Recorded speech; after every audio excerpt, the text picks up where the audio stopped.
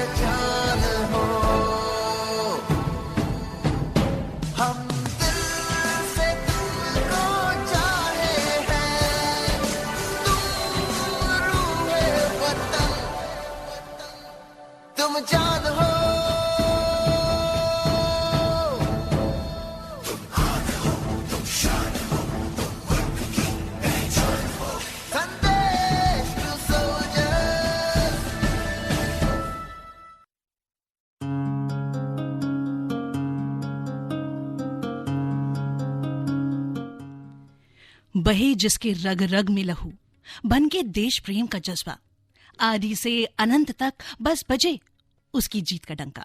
जीवन सर्वस्व लुटाए वो है वीर अमर बलिदानी।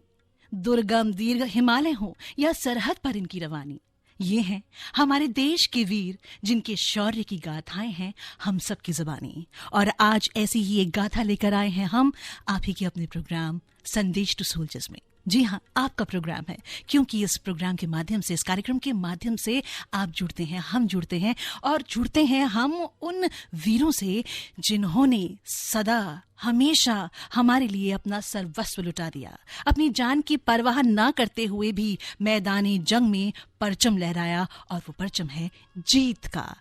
वो सैनिक, वो वीर, वो योद्धा जो हर दम हर पल देश के लिए सोचते हैं। हमारा नमन है उनको और हमारी एक ट्रिब्यूट है उनको, जो अपना सब कुछ लुटाए बैठे हैं, चाहे वो जीवन हो, चाहे अपनी घर गृहस्थी, बच्चे, परिवार हो। कभी कुछ ना सोचा, बस अगर कुछ सोचा तो वो है देश। तो दोस्तों, आज इस खास कार्यक्रम में यानी कि इस अंक में हमारे साथ हमारे स्टूडियो में मौजूद हैं captain Akhilesh Saxena, Kargil war hero और मोटिवेशनल स्पीकर। सर्वप्रथम मैं स्वागत करना चाहूंगी कैप्टन अखिलेश सक्सेना का। कैप्टन सक्सेना, जय हिंद। जय हिंद जी। आपका आना इस स्टूडियो में एक नई उम्मीद की किरण लेकर आया है, खास तौर पर उन बच्चों के लिए, उन युवाओं के लिए जो कहीं ना कहीं आर्म्ड फोर्सेस में जाना चाहते हैं। आप निश्चित ही उनके लिए प्रेरणा का स्रोत बनेंगे और आप कहीं ना कहीं उन सभी योद्धाओं की रिप्रेजेंटेटिव हैं जिन तक हम ना पहुंच पाए, लेकिन ये कार्यक्रम संदेश टू सोल्जर्स आपके माध्यम से उन तक पहुंचेगा, हमें उन तक जोड़ेगा। सबसे पहले अगर आपके जीवन की बात की जाए, आर्मी तक का यानी कि डिफेंस फोर्सेस तक का सफर आपके जीवन में एक नई किरण लेकर आया, एक किरण लेकर आया इस मायने में कि आपने उस पलों को जिया जिसके लिए आपने बहुत मेहनत की। शुरुआत कैसे हुई? अगर हम आपके निजी जिंदगी की बात करें तो क्या पहले से सोचा हुआ था, बचपन से ही सोचा हुआ था कि आर्म्ड फोर्सेस ज्वाइन करने हैं? हाँ, मैं एक छोटे शहर से था और मेरा कोई भी आर्मी बैकग्राउंड नहीं था, लेकिन शायद बचपन से ही मैंने एक बार कुछ आर्मी के लोगों को देखा जो हमारी सिटी में आए थे किसी, उससे मेरे घर के पास ही उन लोगों ने अपना कैंप बनाया हुआ था। और मुझे उस समय एक बहुत गहरी छाप छोड़ी उन लोगों ने, क्योंकि मुझे लगा ये वो लोग हैं जो अपनी ड्यूटी, जो भी डेडिकेशन, कितने तत्परता से ये लोग अपना काम कर रहे हैं। और उस समय मुझे कुछ नहीं पता था कैसे जाना है, क्या करना है। आई थिंक मैं 3rd या 4th क्लास में था, लेकिन कुछ अंकित हो गया कि मुझे किसी ना किसी तरीके से भारतीय फौज में जाना है। और शायद वो देशभक्ति को भी, एक एडवेंचर को भी, यूनिफॉर्म को भी, तो मुझे लगा ये एक कैरियर है जो मैं जाना चाहता हूँ। कुछ पता नहीं था, मेरे पेरेंट्स भी बिल्कुल सिविल बैकग्राउंड से थे, तो उनमें से भी किसी को कुछ आइडिया नहीं था कि कैसे जाना है। लेकिन कहते हैं शायद जब आप बहुत शिद्दत से किसी चीज़ को चाहो तो शायद पूरी जो मंजिल होती है वो आपको मिलवाने की कोशिश करती है। तो बस ये था कि मुझे यूनिफॉर्म पहनना है। मैंने अपने पेरेंट्स से बोला, उन्हें भी नहीं पता था, तो उन्होंने भी ट्राई करा कि हम चेक करते हैं कि कैसे कर सकते हैं। तो सैनिक स्कूल का पता चला उन्हें कि सैनिक स्कूल नाम की चीज़ होती है जिसमें कि भारतीय सेना में ऑफिसर्स के लिए तैयारी कराई जाती है और बोर्डिंग स्कूल होता है। सो डिफ़िकल्ट था, बट यस, वो एक पहला स्टेप था। वाह, बहुत खूब, बहुत खूब। तो आपको एडमिशन मिल गया सैनिक स्कूल में। अब सैनिक स्कूल तक का जो सफर आसानी से मिल गया, कोई प्रक्रिया थी जिसके तहत आप वहां पहुंचे? नहीं, डिफिकल्ट था। देखिए, जब आप एक मंजिल चाहते हो और वो मंजिल भी ऐसी जो एक डिफिकल्ट पेडिस्टल है, तो आपकी राह में मुश्किलें आएंगी और आपको सोच के रखना है कि उन मुश्किलों को आपको सामना करना है। तो काफ़ी टफ कंपटीशन होता है, क्योंकि गवर्नमेंट स्कूल है। सैनिक स्कूल घोड़ाखाल में भी अराउंड 10,000 बच्चे बैठते थे उस समय। तो मुझे याद है 30-40 वैकेंसी होती थी, तो डिफ़िकल्ट था। बट हाँ, क्योंकि मेरे उस समय से मन में था कि मुझे उसमें जाना है, तो मैंने काफ़ी मेहनत की और फाइनली मैं सैनिक स्कूल में हो गया, जो मेरा आर्मी में जाने, भारतीय फौज में जाने के लिए पहला स्टेप था। वाह, वो कहते हैं ना कि बचपन की कुछ बातें ऐसी होती हैं जो हमारे मन मस्तिष्क में एक अमिट छाप छोड़ती हैं। आपके जीवन में भी जो घटा, जब आपने उस कैंप को देखा तो कहीं ना कहीं वो एक जज्बा था, उसने उफान मारा और आप पहुंच गए सैनिक स्कूल। होंगी आपसे और भी बातें बहुत सारी, क्योंकि जितने आतुर आप नहीं होंगी उतनी ज्यादा आतुर मैं हूं, क्योंकि कहीं ना कहीं कहते हैं ना कि हर एक व्यक्ति अपने जीवन में कुछ सपने देखता है, कुछ पूरे होते हैं, कुछ नहीं होते हैं, लेकिन वो लोग जो अपने सपने पूरे कर पाते हैं, जब उनसे बात करते हैं तो ऐसा महसूस होता है कि किस तरह के लोग हैं वो। और जब साक्षात आपको आज स्टूडियो में सुन पा रही हूँ, बात कर पा रही हूँ, तो आपके जज्बे से रूबरू होने के बाद यही महसूस हो रहा है कि जितने भी हमारे सोल्जर्स हैं, वीर हैं, योद्धा हैं, वो कितनी कड़ी मेहनत करते होंगे, कितनी कोशिशें, प्रयास करते होंगे और उसके बाद फिर अपने जज्बे को जीते हैं। तो होंगी बहुत सारी बातें आज के शो संदेश टू सोल्जर्स में। हमारे साथ हैं captain Akhilesh Saxena, Kargil war hero. Kargil से जुड़ी हुई, यानी कि इस वॉर से जुड़ी हुई बहुत सी बातें इनके साथ करेंगे। बने रहिए और सुनते रहिए संदेश टू सोल्जर। कहते हैं कि हम जीवन में सर्वत्र हमेशा कुछ न कुछ सीखते हैं, और मैं यही कहना चाहूंगी कि कैप्टन अखिलेश सक्सेना ने इस बात का बेड़ा उठाया हुआ है कि डिफेंस सर्विसेज से, आर्मी सर्विसेज से इन्होंने जो कुछ भी सीखा, अब वो जनहित में उसको बांटेंगे, साझा करेंगे, जिससे कि एक बदलाव लेकर ये आ सकें सभी की जिंदगियों में। कैप्टन सक्सेना, आपसे ये जानना चाहते हैं, सैनिक स्कूल के दिन तो बहुत यादगार रहे होंगे, हर बच्चे के जीवन में उसके स्कूल के दिन बहुत यादगार रहते हैं, तो कोई ऐसी बात जो साझा करना चाहते हैं हमारे लिसनर्स के साथ? सो आई थिंक वो एक तरह से आपका स्टेपिंग स्टोन होता है। आपकी जो करेक्टर बनता है आपकी लाइफ के, आपके जो वैल्यूज़ होते हैं, वो मुझे लगता है वो स्कूल उसी जगह डेवलप होते हैं। और मैं भाग्यशाली था कि मैं सैनिक स्कूल में गया, सैनिक स्कूल घोड़ाखाल में गया। तो बहुत सारे ऐसे पल थे जो आज तक याद हैं। पता, हम लोगों ने बहुत शैतानियाँ भी करी और उसके साथ साथ बहुत स्पोर्ट्स, गेम्स, सब कुछ खेले। तो जो एक लाइफ को जिया, और वो एक था जहाँ पे उन्होंने हमें एक तरह से प्रिपेयर किया हमारे आगे की जर्नी के लिए, भारतीय सेना में एक ऑफिसर बनने के लिए। तो सैनिक स्कूल्स का एम होता है कि आप भारतीय सेना को एक उच्च क्वालिटी के ऑफिसर दे सको। दो, आपको भी पूरे एग्ज़ाम देने पड़ेंगे, सब कुछ आपको वो करना पड़ेगा एंड वहाँ पे क्वालिफाई करना पड़ेगा। बट हाँ, एक तरह से वो प्रिपरेटरी होता है। तो मेरे जीवन का बहुत ही अच्छे पल मैंने वहाँ पे बनाए हैं। बहुत सारे दोस्त हैं मेरे जो कि वहाँ पे हम लोगों ने करे, और हम लोग एक फैमिली की तरह हैं। तो बहुत अच्छा एक्सपीरियंस रहा, लेकिन वो एक प्रिपरेशन स्टेज था। असली मंजिल तो अभी आगे थी। बिल्कुल, असली मंजिल आगे थी। तो क्या वो जो असली मंजिल है जिसके बारे में हम अपने सभी श्रोताओं तक पहुंचाना चाहते हैं, यानी कि आर्म्ड फोर्सेस ज्वाइन करना, और आर्म्ड फोर्सेस ज्वाइन करने का अर्थ था एग्जाम देना, एनडीए ज्वाइन करना, इंडियन मिलिट्री एकेडमी पहुंचना, ये सफर कितना आसान था? जी, मैं कहूँगा बिल्कुल आसान नहीं था, क्योंकि नेशनल डिफेंस एकेडमी एक बहुत कॉम्पिटिटिव एग्जाम है। नियरली 10 लाख लोग एग्जाम को देते हैं, और एनडीए की जो टोटल स्ट्रेंथ होती है अराउंड 300 होती है। और सिलेक्शन प्रोसेस रिटन से लेके जो आपका एसएसबी इंटरव्यू होता है, वो दोनों बहुत टफ होते हैं, क्योंकि उन्हें ऐसे लोग चाहिए जो मौत के सामने भी अपने लोगों को लीड कर सके। नहीं तो कोई भी कैरियर होता है, आपको इंसेंटिव मिलता है पैसे का, आपको फैसिलिटीज़ का, बट ये एक ऐसा प्रोफेशन है। और इनफैक्ट मैं कहूँगा आर्मी एक प्रोफेशन नहीं है, ये लाइफस्टाइल है, ये एक कॉलिंग है, ये एक पैशन है। तो इसलिए उन्हें ऐसे लोग चाहिए जो कि हर परिस्थिति में उसका सामना कर सके, और अपने आप नहीं, अपने लोगों को भी मोटिवेट कर सके, क्योंकि लाइफ आपको कभी भी टेस्ट कर सकती है। तो डिफ़िकल्ट था ये। और मैं बताऊं तो फर्स्ट टाइम में मैं काफ़ी कॉन्फिडेंट था, लेकिन हर बार सक्सेस आपको आराम से नहीं मिलती है। मैं फर्स्ट टाइम में नेशनल डिफेंस एकेडमी के रिटन एग्ज़ाम में नहीं पास हुआ, क्लियर नहीं कर पाया, और मैंने उसके बाद मैं इंजीनियरिंग एग्जाम भी दे रहा था, मैंने Delhi college of engineering join कर लिया, लेकिन मेरी मंजिल बहुत क्लियर थी कि मुझे नेशनल डिफेंस एकेडमी में जाना है और भारतीय सेना में एक उच्च कोटि का अफसर बनना है। तो मैंने फिर उसके लिए तैयारी करी। अपने जो भी मैंने पिछली बार गलतियां की थी, मैं उससे फ्रस्ट्रेट नहीं हुआ, क्योंकि मुझे हमेशा लगता है कि जो फेलियर है वो आपको बताता है कि आपको क्या चीजें हैं जिस पे आपको फोकस रखना है और मेहनत करनी है। और कई बार ये आपके जीवन में एक अच्छा भी होता है, क्योंकि आपको उन चीजों का पता करता है जहां पे आप फोकस नहीं कर पा रहे। और नेक्स्ट टाइम मैंने पूरी तैयारी की, कोई मौका नहीं दिया, रिटन से लेके एसएसबी तक, और एक अच्छी मेरिट के साथ नेशनल डिफेंस एकेडमी का एग्जाम क्वालिफाई किया। और जो मेरा एक सपना था, जो बाकी मेरे पेरेंट्स ने सबने काफी बोला कि तुम एक बहुत अच्छे इंजीनियरिंग कॉलेज में हो तो क्यों छोड़ रहे हो, और उस समय बहुत लोग बाहर जा रहे थे, अच्छी सैलरी मिलनी शुरू हो गई थी, आईटी का बूम शुरू हो रहा था। बट मैं बहुत क्लियर था कि मेरे लिए जिंदगी का मतलब खाली पैसा कमाना नहीं है, उससे बढ़ के कुछ है।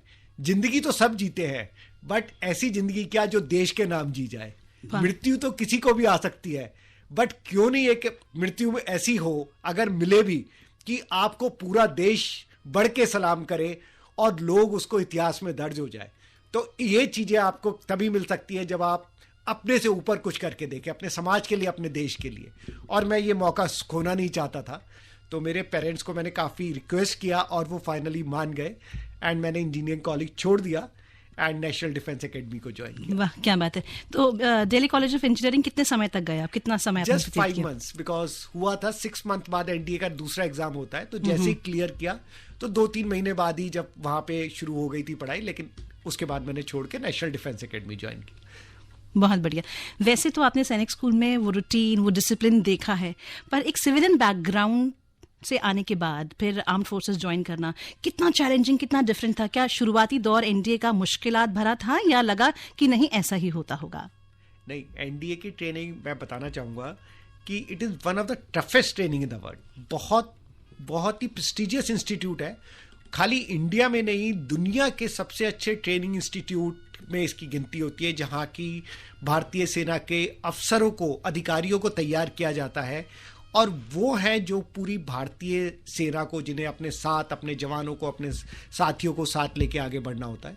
तो बहुत डिफिकल्ट ट्रेनिंग है, और बहुत लोग छोड़ भी देते हैं, क्योंकि आपने ज्वाइन कर लिया पैशन में, बट जब आप डेली 15 से 17 से 18 घंटे लगातार आपको टफ रूटीन मिलता है, आपको खाने के लिए 2-2, 3 मिनट मिलते हैं, and continuously you are put under stress, because, और वो बिल्कुल सही भी है, क्योंकि एनडीए एक ऐसा इंस्टीट्यूट है जो लोग को ट्रांसफॉर्म करता है। बिल्कुल। आप जाते हैं एक नॉर्मल सिविल बैकग्राउंड से, या कहीं से भी, एक 12th क्लास पास, एक स्टूडेंट, एक नॉर्मल बॉय, और जब आप निकलते हैं तो आप एक लीडर बन के निकलते हैं, एक ऐसे अधिकारी बन के निकलते हैं जो कि अपने पूरी कंपनी को लीड कर सकता है एक ऐसी बैटल में जहां की मृत्यु किसी भी पल आ सकती है। तो एनडीए को मैं कहूंगा कि आप बहुत ट्रांसफॉर्मेशन की हम बात करते हैं कॉर्पोरेट में या दूसरी जगह की ट्रांसफॉर्मेशन हो गया, बट ये असली ट्रांसफॉर्मेशन है जो कि आपकी डेडिकेशन, डिटर्मिनेशन, रेजिलियंस, पैट्रियोटिज्म का मिक्सचर है। तो बहुत डिफिकल्ट ट्रेनिंग थी, और कई बार ये आता था कि हमने क्यों ऐसी लाइफ चुनी जो इतनी डिफिकल्ट है।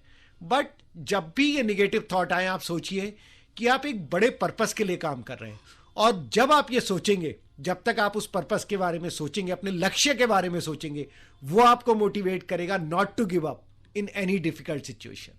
बहुत बार अपने आप से बात करते होंगे ना, खुद मंथन करते होंगे, नहीं ऐसा नहीं, ऐसा नहीं, हो जाएगा, हो जाएगा। तो बार बार अपने आप को तैयार करना, एक तो हमारी स्ट्रिंजेंट ट्रेनिंग, जिस तरह से आपने बताया कि विश्व भर में एनडीए, और फिर आगे चल के इंडियन मिलिट्री एकेडमी, बहुत टफेस्ट ट्रेनिंग्स कहा जाता है। तो पहले तो वो ट्रेनिंग, और उसके बाद खुद से बात करना कि हो जाएगा, जिस उम्मीद के साथ, जिस उद्देश्य के साथ आए हैं उसको जीत के जाएंगे। तो पहली जंग शायद यही रही होगी। बिल्कुल, बहुत डिफिकल्ट होता है, और एनडीए आपको एक चीज और सिखाता है, वो सिखाता है आपसे ऊपर आपका देश है, आपकी टीम है। तो जैसे जब हम आईएमए से पास आउट होते हैं, एक चैटपुट मोटो है, मैं आपको बताना चाहूंगा, उसमें बोलते हैं कि किसी भी स्थिति परिस्थिति में the welfare, the honour, prestige of my country will come first always and every time. मेरा देश सबसे ऊपर है जी, उसके बाद जो मेरे जवान हैं, मेरे साथी हैं, the welfare, safety and honour of my men whom I command comes next and always time. और सबसे लास्ट में my own comfort, my ease and my safety and for my family comes last always and every time. तो बहुत clear है कि देश सबसे ऊपर है, नेशन फर्स्ट ऑलवेज, और वो हमें एक गाइडिंग लाइट की तरह होता है, जो हमें कभी भी अगर दुविधा होती है कि आपको प्रॉब्लम है, आपको डिस्कम्फर्ट है, तो क्या करें, तो होता है क्योंकि देश प्रथम है और हर किसी को मौका नहीं मिलता देश की सेवा करने का। हम तो मानते हैं कि हम बहुत लकी थे, हमें यूनिफॉर्म पहनने का मौका मिला और उस तिरंगे के लिए और देश के लिए वो करने का मौका मिला जो शायद बहुत भाग्य वालों को नसीब होता है। तो कारगिल युद्ध में जाना भी मैं मानता हूं कि मैं बहुत भाग्यशाली था कि वहां जाने का मुझे सौभाग्य मिला और लड़ने का मौका मिला दुश्मनों से फेस टू फेस, और वो तिरंगा फहराने का मौका मिला, जो मेरी लाइफ का सबसे बड़ा अचीवमेंट है। बिल्कुल, वो तिरंगा धारण करना अपने हाथ में, फतह का, जीत का, और अपने देश का झंडा, तो वो तिरंगा तो हमारे लिए पूजनीय है। और जब एक ऑफिसर, एक योद्धा, एक वीर मैदान जंग में होता है, उस वक्त तो ना जाने कितनी ही आंधियों को पार करता हुआ वो जीत को, फतह को अपने हाथ में साथ लेकर चलता है। तिरंगा ये हमारे सभी देशवासियों के नाम, हमारे देश के नाम, हमारे योद्धाओं के नाम।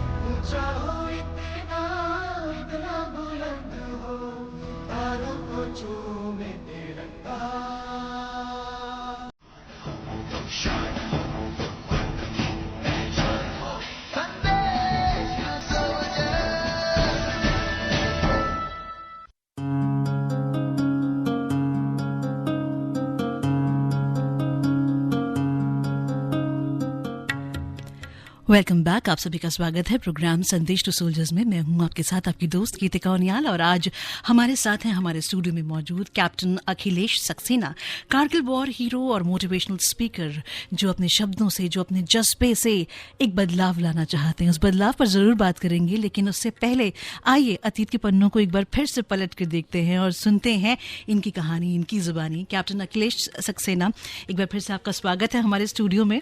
और जैसे कि आपने अपने एनडी के दिनों को बताया, कैसे थे दिन वो और कितना कुछ आपने वहां सीखा। एनडी के बाद फिर इंडियन मिलिट्री एकेडमी, फिर क्या बदलाव था? एनडी के बाद आईएमए इतना डिफिकल्ट नहीं होता, क्योंकि आप उसके लिए 3 साल से तैयार हो चुके हैं।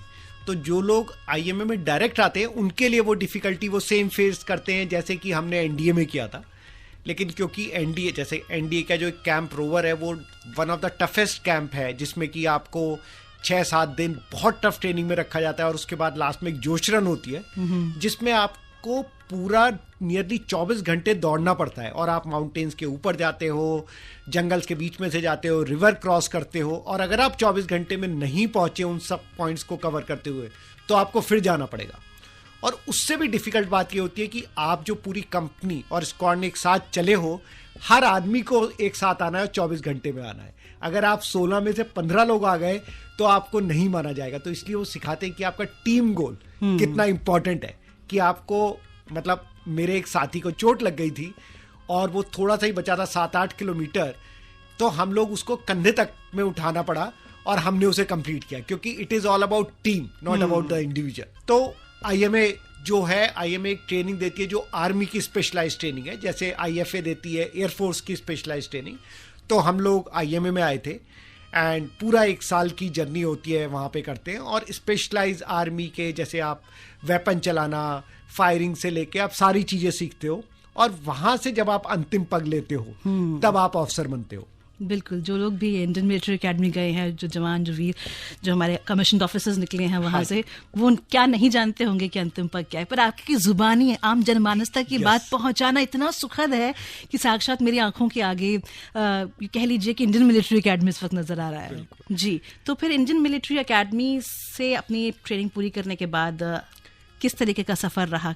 कब कमीशन हुए, मिशन ऑफ ऑफिसर, कौन सी रेजिमेंट, कौन से यूनिट में आपको भेजा गया? मैं आईएमए से, जैसे हम लोगों को चॉइस मांगी जाती है बेस्ड ऑन, मैंने आर्टिलरी की डिमांड की थी और मैं लकी था कि आर्टिलरी मिल गई। जरूरी नहीं है सबको अपनी चॉइस मिल जाए, बट हाँ वो कोशिश करते हैं। तो मेरी फर्स्ट पोस्टिंग फिरोजपुर में थी और हम लोग पास आउट हुए थे 9 दिसंबर 1995 को। तो वो हमारी पासिंग है। आज भी हम हर साल उस डे को मनाते हैं, उस कमिश्निंग डे की याद में, और गेट टुगेदर करते हैं अपने आर्मी के फ्रेंड्स के साथ। और वहाँ से पास आउट होकर मेरी पहली पोस्टिंग फिरोजपुर में थी, और मेरी जो यूनिट थी वो जो फिरोजपुर में बॉर्डर है उसके बिल्कुल पास में थी, पंजाब बॉर्डर के बिल्कुल साथ में थी फिरोजपुर में, हुसैनी वाला जहाँ पे बॉर्डर है पाकिस्तान के साथ लगता है। और यहाँ पे हमने पूरे जो इंडियन आर्टिलरी की गन्स पे काम करना सीखा। हमारे पास रशियन गन्स थी जो कि बहुत ही लीथल होती है, जिसका एक एक गोला बहुत 40 से 46 किलो तक का होता है और 40 किलोमीटर तक मार कर सकता है। तो हमने पूरी जो हमारी ट्रेनिंग थी कि कैसे हर परिस्थिति में आप दुश्मन को जवाब देना है, वो हमने सारी चीज़ें यहाँ पे सीखी। और फाइनली लगभग 3 साल मैं फिरोजपुर में ही रहा और फेब 99 में मेरी शादी हुई शिखा सक्सेना से, जो एक टोटल सिविल बैकग्राउंड से थी। एंड हम लोग जस्ट अपने मैरिज के बाद वापस पहुंचे और गेस्ट हाउस में ही थे और हम लोग अपनी हाउस को प्रिपेयर कर ही रहे थे, कुछ परचेजिंग कर रहे थे। हम जालंधर गए थे कर्टेन लेने के लिए। तो जैसे एक देखिए फौजी, मैं बताना चाहता हूँ कि एक फौजी तो होता है लेकिन वो एक किसी का हस्बैंड भी है, किसी का फादर भी है, तो सारी फीलिंग्स वो होती है। तो हम भी एक नई लाइफ की तरफ देख रहे थे साथ साथ। बट यस, बीइंग ए फौजी आपको कभी भी किसी भी टाइम के लिए तैयार रहना पड़ता है। और वही सडनली, बिकॉज इस चीज की उम्मीद नहीं थी, क्योंकि उस समय तक पता नहीं था कि कारगिल वॉर है, पाकिस्तानी है ऊपर या कौन बैठा हुआ है। बट सडनली उसी दिनों में जब हम अपने घर में शिफ्ट भी नहीं आ पाए थे, मेरी पोस्टिंग आ गई। अच्छा, और ये पोस्टिंग कहाँ के लिए थी? कारगिल के लिए। कारगिल कश्मीर की ये पोस्टिंग आई थी। तो उस समय हमें पता नहीं था कि फुल फ्लेज वॉर शुरू हो गई। हाँ, लेकिन ये पता था कि हालात बहुत बिगड़ गए हैं और चुनिंदा ऑफिसर्स को बुलाया जा रहा है कि सिचुएशन को करने के लिए। बट हाँ, वो एक पल था कि उसमें बहुत खुशी भी हुई, क्योंकि देखिए हर आर्मी ऑफिसर, हर जवान, जिस दिन उसे ये लगता है कि अब उसे लड़ने का मौका, हम पूरी ट्रेनिंग किस लिए करते हैं? उस एक दिन के लिए करते हैं जब मुझे अपनी मातृभूमि का कर्ज चुकाना है। वाह। जब मुझे दुश्मन की गोली का सामना करना है और फिर भी सीना तारे बढ़ते जाना है। और दूसरी बात मैं कहना चाहिए, एक सोल्जर को ये नहीं पता होता कि उसके सामने कौन एनिमी है। मैं तो उसे जानता नहीं, मेरी उससे कोई हेट्रेड भी नहीं है, लेकिन मुझे अपनी मातृभूमि का फर्ज निभाना है। मैं उन लोगों के लिए लड़ता हूं, मैं उनके लिए उसके अगेंस्ट नहीं हूं जो मेरे सामने है। मेरे जो 100 करोड़ इंडियन है, मुझे एक दायित्व दिया गया है कि उनकी रक्षा, उनका सम्मान इस तिरंगे का, इसलिए फौजी वो कदम आगे बढ़ाता है। तो जब ये पोस्टिंग आई तो मुझे गर्व हुआ कि आज हमें इस चीज के लिए चुना गया, क्योंकि ये भी एक सौभाग्य है कि इतने 10 लाख की आर्मी में कितने लोगों को एक्चुअल में लड़ने का मौका मिलता है। आपको आभास हो गया था पोस्टिंग से ही कि मुझे अगर पोस्टिंग मिल रही है तो इसका कुछ अर्थ है। बिल्कुल। तो मुझे काफी आभास हो गया था कि ये क्रिटिकल मिशन है और ये डेफिनेटली। तो क्या आपने इस बारे में घर पर बताया? क्योंकि नवविवाहित जोड़ा नहीं, मैंने बताया नहीं। हाँ, लेकिन ये था कश्मीर जा रहे हैं, हालात खराब है, तो ये तो बिल्कुल क्लियर था। और दो मेरी वाइफ बिल्कुल सिविलियन बैकग्राउंड से थी। बट आई रियलाइज कि देखिए आप सिविलियन बैकग्राउंड से कुछ भी हो, लेकिन ये देशभक्ति का जज्बा बहुत लोगों में होता है। एंड टू माय सरप्राइज मैं थोड़ा सा हिचक रहा था, बट उसने बोला कि मैंने आपसे शादी करी है तो मुझे पता है कि मैंने एक तरह से यूनिफॉर्म से भी शादी की और मुझे इस पल के लिए तैयार रहना है। तो आप आगे जाके अपनी ड्यूटी पूरी करिए और हर समय जो देश के लिए आपने ये यूनिफॉर्म पहनी है इसका। और मुझे इस बात का बहुत नाज है, मुझे इस बात का बहुत फक्र है कि मैं एक आर्मी ऑफिसर की वाइफ हूँ और मैं आपका वेट करूंगी कि जो भी लक्ष्य के लिए आप जा रहे हो उसको कंप्लीट करके आप वापस आए और हम फिर साथ रहेंगे। वाह, क्या बात है। Salute to the army man wives जो अपने साथ इस जज्बे को लेके चलती हैं। और मैं ये कहती हूँ कि इस जज्बे को आम जनमानस के लिए धारण करना बहुत मुश्किल है कि आप एक ऐसे व्यक्ति से शादी कर रहे हैं, एक ऐसे व्यक्ति के साथ प्रणय सूत्र में बंध रहे हैं जिसने पहले ही अपने आप को देश के लिए समर्पित कर दिया और किसी भी पल कुछ भी हो सकता है। तो आप कश्मीर पहुंचे और उसके बाद फिर आपको 2 राजपूताना राइफल्स के साथ जोड़ दिया गया। उसके बाद भी फिर फोन पे बात हुई होगी घर पर?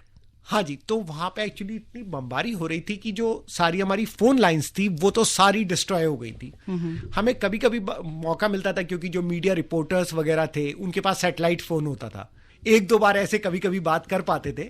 बाकी हमने ये कोशिश करते थे कि लेटर लिख दे और लेटर लिख के हम अपने जहां बेस थे वहां छोड़ देते थे तो वो उनके पास तक पहुंच जाए। इसी तरीके से वाइफ को भी वो एड्रेस तो लिखा नहीं जाता है, नाम, रेजिमेंट, वो इंटरनल आर्मी के थ्रू आता है। तो जब हम ऊपर चढ़ाई करने जाते थे और जब नीचे आते थे जीतने के बाद, तब हमें पूरे लेटर मिलते थे, लाइक मेरी वाइफ के पेरेंट्स के, ब्रदर्स के, इन सब ने जो लिखे होते थे, फिर वो एक साथ लेटर मिलते थे 15-15 दिन बाद के।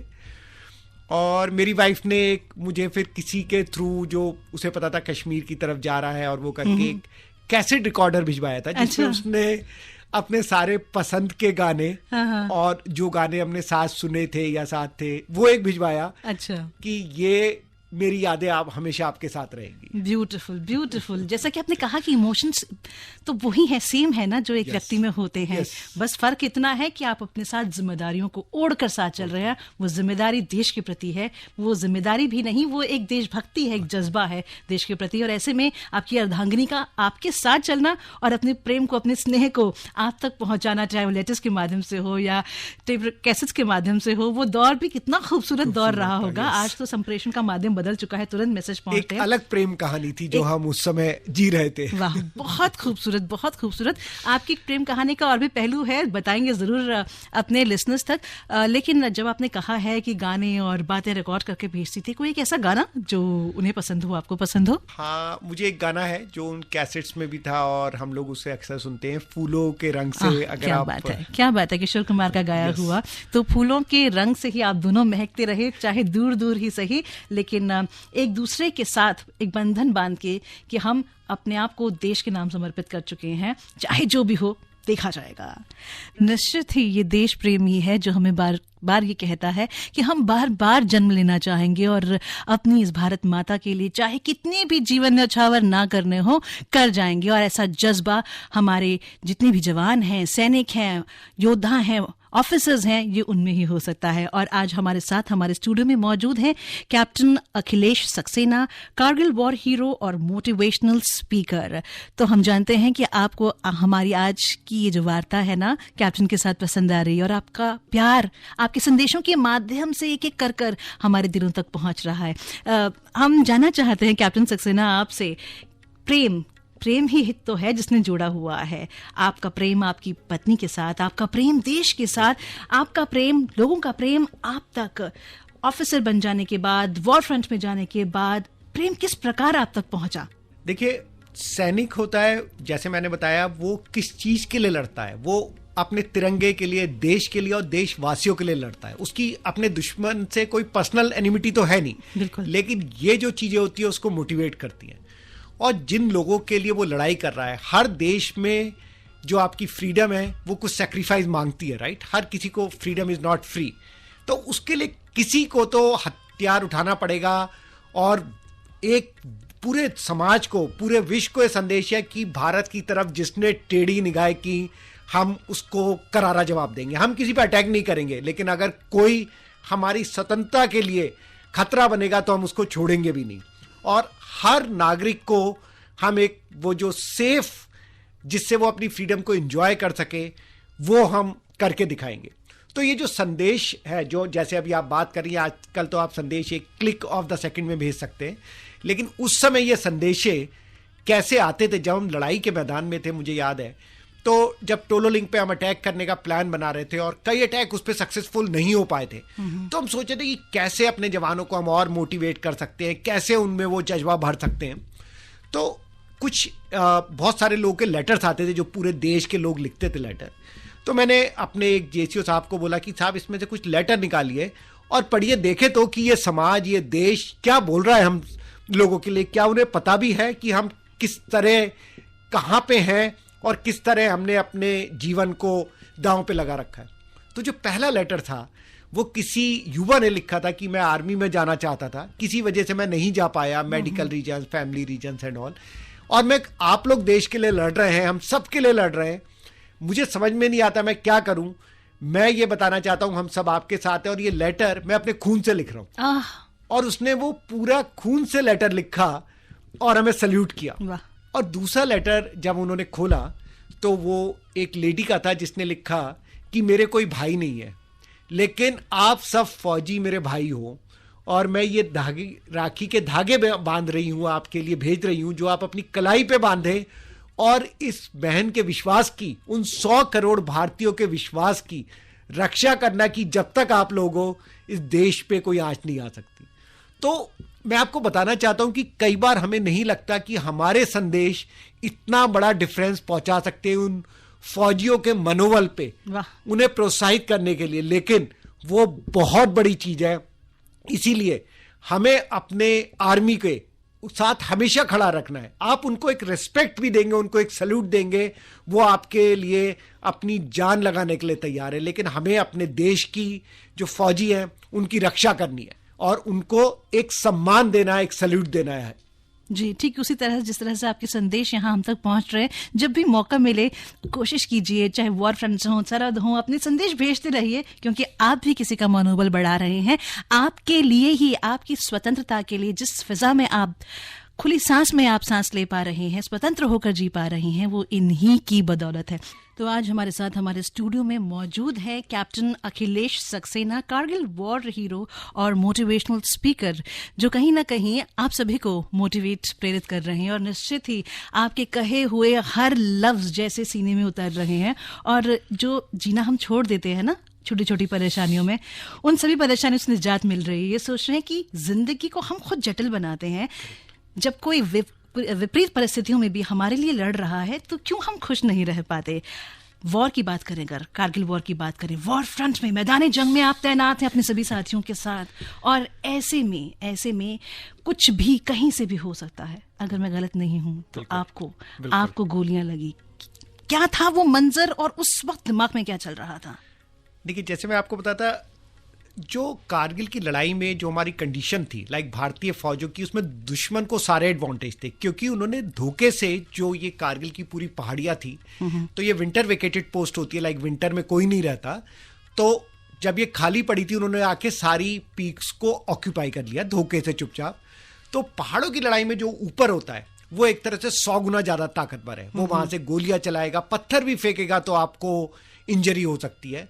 भारतीय फौजों को -28 डिग्री तक के टेम्परेचर में ऊपर चढ़ना था, जहां दुश्मन ने पूरी माइंस बिछा रखी है रास्ते में, और वो उन्होंने बंकर बना लिए थे, उसके बीच में से जस्ट सारी गोलियां चला रहे हैं। जहां एक एक कदम लेना भी मुश्किल होता है, वहां पे आपको 40 से 45 किलो का वेट अपने कंधे पे लेके सीधी चढ़ाई, जो 70 से 80 डिग्री सेंटीग्रेड है, जो एंगल पे है, उस पे चढ़ना है। तो बहुत कठिन लड़ाई थी, और इसीलिए जो शुरू के कुछ अटैक थे वो पूरे सक्सेसफुल नहीं हो पाए थे।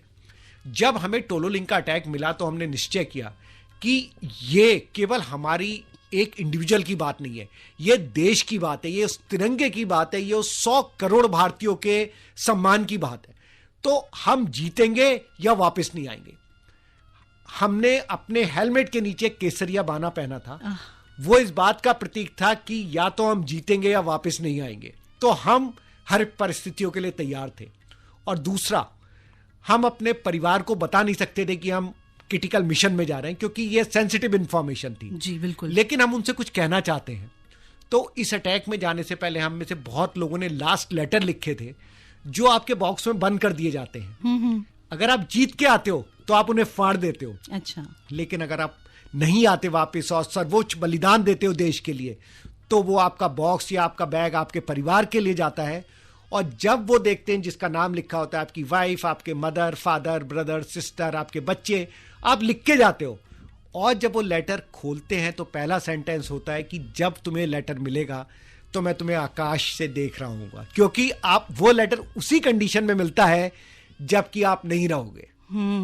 उस लेटर को लिखना इतना डिफिकल्ट है कि आपको पता है कि ये जो अगला स्टेप होगा, आप नहीं रहेंगे, फिर भी आप अपने इस फर्ज के लिए, उस देश भूमि के लिए आप वो पग ले रहे हो और जानते हुए आप लेटर लिख रहे हो।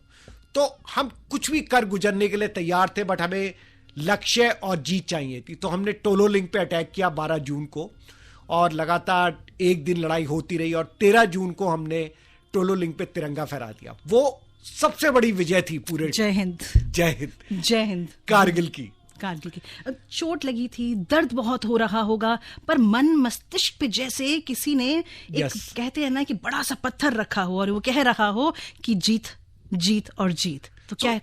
तो तीसरा, ये हमने पहला विजय हासिल की। दूसरे अटैक में, तीसरे अटैक में जब हम अटैक में जा रहे थे तो एनिमी लगातार आर्टिलरी वगैरह फायर करता रहता है।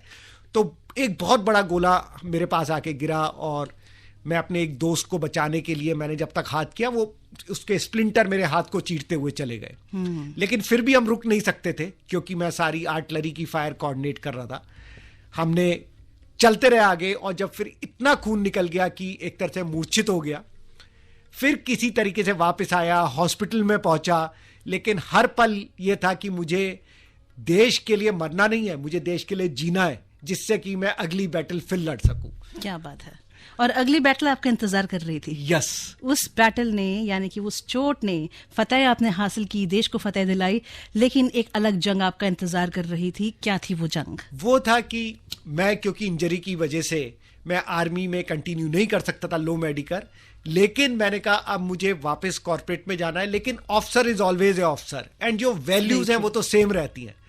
तो मैंने पहले अपना FMS दिल्ली क्लियर किया और वहां से गोल्ड मेडल के साथ पास आउट हुआ MBA में, और एक बहुत अच्छा जॉब कॉर्पोरेट में लिया। अभी भी मैं वर्क कर रहा हूँ टाटा ग्रुप में एज ए वाइस प्रेसिडेंट। एक बात तो निश्चित है कि आप एग्जामिनेशन से कभी नहीं डरे, जो भी एग्जाम दिया उसमें सब में फतेह हासिल करी, क्योंकि क्वालिटी सेम रहती है मुझे लगता है कि किसी भी एग्जाम में। और सबसे बड़ा आज मेरा जो लेकिन कर्तव्य है वो है इस देश के नौजवानों को, नेक्स्ट जनरेशन को मोटिवेट करना, एक सोच लाना कि लाइफ में कुछ भी इम्पॉसिबल में नहीं है। आपको मुसीबतें आ सकती हैं, लेकिन वही क्वालिटी आपको विजय दिला सकती है। ये आपका एक रेजिलियंस है, आपका एक एटीट्यूड है कि कभी भी आप हार नहीं मानेंगे। और अगर तो मेरी बैटलफील्ड आज कारगिल बैटलफील्ड से होके यहाँ पे आ गए हैं सिविल में, बट मैं आज भी बहुत बच्चों के साथ, इंस्टीट्यूशंस के साथ, बहुत ऑर्गेनाइजेशन के साथ काम करता हूँ, उन्हें यह विश्वास दिलाने के लिए कि कभी आपको हार नहीं माननी है और हमेशा उस जीत के लिए लड़ना है, और आपको वो मिलेगी। ये सब एटीट्यूड का है, विनर्स एटीट्यूड, और हमारा देश सबसे आगे आएगा हमेशा, नेशन फर्स्ट ऑलवेज। बिल्कुल, अनडाउटेडली। और आपने जो कुछ सीखा अपनी आर्म्ड फोर्सेस की दौरान, यानी कि सर्विसेज दौरान, आज उन्हीं को, यानी कि उन्हीं गुणों को आप सब तक पहुंचा रहे हैं, शेयर कर रहे हैं। कहते हैं अपने पास जो सबसे अच्छा होता है ना, उसको शेयर करना चाहिए, और शायद वही रिस्पॉन्सिबिलिटी, वो कर्तव्य समझकर आपने आज बेड़ा उठाया है। बहुत सारे संदेश यहाँ पर हम तक पहुंचे हैं। थाईलैंड से संदेश आया है हमारे पास अमोल का, और संदेश भेजने वालों में है पंडित सरवाड़ से, अकेरी गांव से हमारे पास संदेश है, कर्नाटक से संदेश है। और दोस्त, आपका नाम पंडित सारवाड़, इनका नाम है। बहुत बहुत शुक्रिया। संदेश भेजने वालों में शालीमार बाग से हमारे पास संदेश है, विजय कुमार का संदेश भेजने वालों में और भी हैं। प्रकाश शिंदे मुंबई से संदेश भेज रहे हैं। लव शुक्ला सीतापुर से संदेश भेजा है। स्मिता ने संदेश भेजा है और ये कह रही हैं कि जो लोग ज्वाइन करना चाहते हैं इंडियन आर्मी, उनके लिए बहुत ही मोटिवेशनल है आज का ये प्रोग्राम। संदेश भेजने वाले मिस्टर M मधुसूदन, इन्होंने संदेश भेजा हमें, बहुत बहुत शुक्रिया। तेलंगाना से संदेश आया है हमारे पास, हार्ट टचिंग इन्होंने यहाँ पर लिखा है। मित्र, नाम आपने नहीं लिखा यहाँ पर, खैर कोई बात नहीं। और जब आपने अपनी धर्मपत्नी के बारे में यहाँ समझाया, तो आपने वो स्थिति बताई कि कैसे जब आर्मी में जब उनके घरों में उनके अपने माता पिता, भाई बहन, बेटियाँ धर्मपत्नी होती हैं, तो कैसे कितना मुश्किल होता है उन इमोशंस को कंट्रोल करना। और संदेश है सोनू सैनी का, पवन कुमार का, मेरठ यूपी से। सभी ने अपना प्यार आप तक पहुंचाया है। और विशाल मल्होत्रा ने सिरसा हरियाणा से संदेश भेजा, और सभी ने आपके जज्बे को सलाम किया है। और अगर ये मेरी लाइफ के बारे में और जानना चाहते हैं तो जस्ट बताना चाहता हूँ कि एक बुक है जो लाइफ के ऊपर लिखी गई है, जिसका नाम है नेशन फर्स्ट। इंग्लिश में और हिंदी में है कारगिल युद्ध, वीरता और शौर्य की विजय गाथा। तो आपको हमेशा वो हर जगह अवेलेबल है, जिसमें हमारी पूरी कहानी को मेरी वाइफ ने शब्दों में पिरोया है। तो ये कहेंगे कि प्रेम, दो प्रेम आपने एक साथ जिए हैं, धर्मपत्नी का प्रेम और प्रेम देश प्रेम, और दोनों ही प्रेम एक दूसरे से जुड़े हुए। अगर धर्मपत्नी उस वक्त सपोर्ट ना करती तो अपने जो जज्बे है और जो आपका जो पैशन है उसको आप फॉलो ना कर पाते। आपका बहुत बहुत शुक्रिया हम यहाँ पर देना चाहेंगे captain Akhilesh Saxena, Kargil war hero और मोटिवेशनल स्पीकर। और दोस्तों, अगर आपके मन में कोई भी बात है इस प्रोग्राम से संबंधित, तो संदेश टू सोल्जर्स info@gmail.com पर आप अपने संदेश भेज सकते हैं। और हम धन्यवाद करना चाहेंगे शो प्रोड्यूसर प्रभा कुमार जी को, जिनके माध्यम से आज हमें मौका मिला कि हम अखिलेश जी को सुन पाएं यहाँ। तो बहुत बहुत शुक्रिया, बहुत बहुत धन्यवाद हमारे स्टूडियो में आने के लिए और इस कार्यक्रम को सफल बनाने के लिए। जय हिंद। जय हिंद।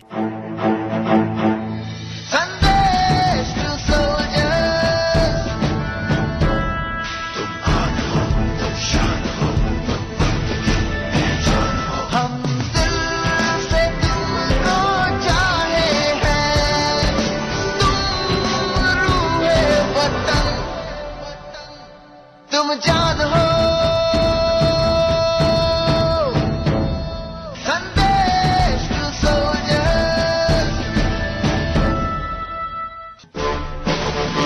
अभी आप सुन रहे थे हमारा विशेष कार्यक्रम संदेश टू सोल्जर्स। ये कार्यक्रम आकाशवाणी के दिल्ली केंद्र से प्रसारित किया गया।